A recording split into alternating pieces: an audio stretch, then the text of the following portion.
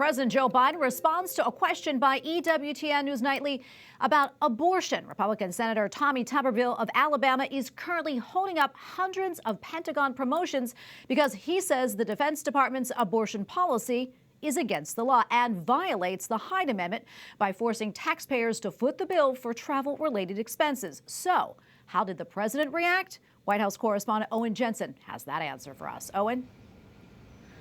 Tracy, good evening to you. As President Joe Biden was heading towards Marine One this morning on his way to Chicago, it was loud out there, of course, with the helicopter and lots of reporters trying to get their question in. I called him over, had to shout my question to him so he could hear. Here's the whole exchange. It lasted about 20 seconds. Mr. President, Senator Tuberville. Sir, Senator Tuberville is not budging on Pentagon promotions. Senator Tuberville is not budging on Pentagon promotions. Military. Not budging, as I understand from my colleagues. It's totally inappropriate, outrageous. But he says the Defense Department should not be paying for abortion travel. Your response? He doesn't know what he's talking about. Meanwhile, at a fundraiser last night, President Joe Biden lamented Roe v. Wade being overturned, blasted states' pro-life laws, and also said this: I happen to be a practicing Catholic. I'm not big on abortion. But guess what?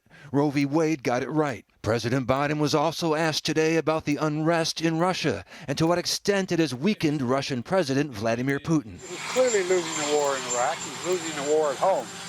And he has become a bit of a pariah around the world. It's the second time in as many days as media outlets were quick to point out the president incorrectly referred to the war in Ukraine as the war in Iraq.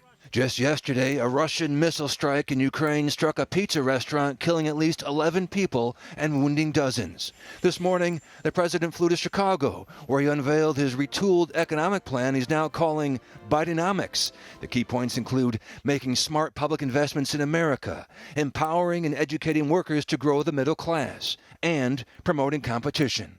I'm here in Chicago today for the first quarter of the 21st century to talk about the economic vision for this country. The president adds, Bidenomics, we're turning this around.